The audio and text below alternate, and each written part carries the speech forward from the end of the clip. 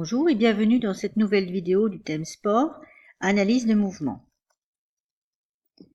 Pour étudier le mouvement d'un point, il est indispensable de préciser au préalable la position de l'observateur. En effet, s'il se trouve au bord de la route, la valve de la roue décrira une cycloïde, ici, et l'axe de la roue une droite. Par contre, s'il est sur le vélo, la valve décrira un cercle et l'axe de la roue sera immobile. Le mouvement est donc relatif à l'observateur. Il est donc nécessaire de définir un référentiel d'étude avant de décrire tout mouvement. Le référentiel est le solide de référence par rapport auquel on étudie le mouvement d'un point. On lui associe généralement un repère d'espace qui donne la position du point et un repère de temps pour pouvoir associer une date à une position. Alors comme référentiel, on a des référentiels donc connus. On a ce qu'on appelle le référentiel terrestre. Alors là, à ce moment-là, c'est un point au niveau de la Terre auquel on associe un référentiel. Voilà. Donc il va bouger avec la Terre, mais peu importe puisqu'on étudie le mouvement par rapport à ce référentiel. On a le deuxième référentiel qu'il faut connaître, c'est le référentiel géocentrique. Géo comme la Terre, comme lié à la Terre. Là, à ce moment-là, c'est pour étudier des trajectoires des objets qui sont donc des satellites de la Terre, comme là, ce satellite, ou alors la Lune. Voilà. Donc à ce moment-là, on va prendre un référentiel dont le centre est le centre de la Terre, avec 3 axes dirigés vers des étoiles fixes. Donc là, ce référentiel ne bougera pas. On ne s'en occupe pas lorsque la Terre tourne. Et on a ensuite le dernier référentiel qu'il faut connaître. C'est le référentiel lié au Soleil cette fois-ci. Donc il va s'appeler référentiel héliocentrique. Donc là, pareil, centre du Soleil et 3 axes dirigés vers des étoiles fixes. Donc ce référentiel-là, on l'utilisera en particulier pour étudier le mouvement des planètes autour du Soleil. Alors, on va d'abord expliquer comment on décrit un mouvement. Alors, un mouvement,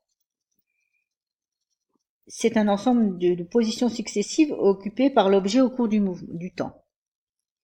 Alors, pour déterminer maintenant la nature de la trajectoire, on peut réaliser ce qu'on appelle une chronophotographie, c'est ce qu'on voit là, c'est-à-dire suivre l'objet à intervalles de temps réguliers. Voilà. Donc là, on suit par exemple le point rouge de l'objet. Vous voyez, on a une certaine trajectoire. Et pour déterminer la nature de la trajectoire, on peut choisir n'importe quel point, mais à ce moment-là, la trajectoire peut être compliquée. Alors on choisit généralement un point particulier qui s'appelle le centre de gravité. Et là, ce point particulier, vous voyez qu'il a une trajectoire beaucoup plus simple. En l'occurrence ici, c'est une droite.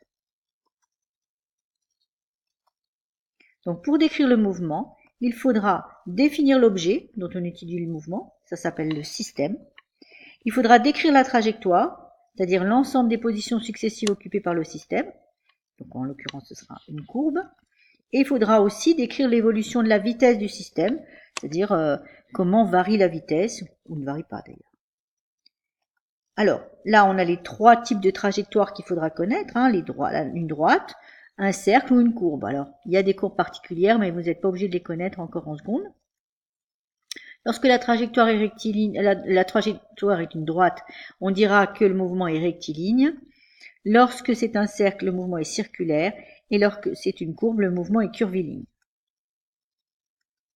Maintenant, les vitesses. Donc les différents types de mouvements. Alors là, on a pris un mouvement rectiligne. Ici, on voit que l'écartement entre les points est de plus en plus grand. Le mouvement est accéléré. La vitesse augmente. Là, ici, l'intervalle de temps est constant. Le mouvement est dit uniforme quand la vitesse est constante.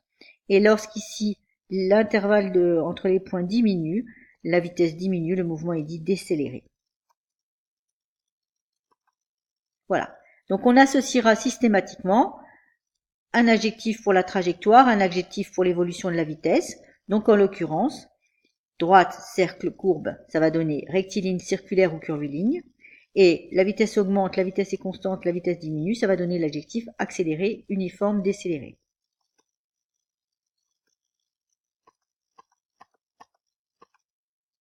Alors que faut-il retenir?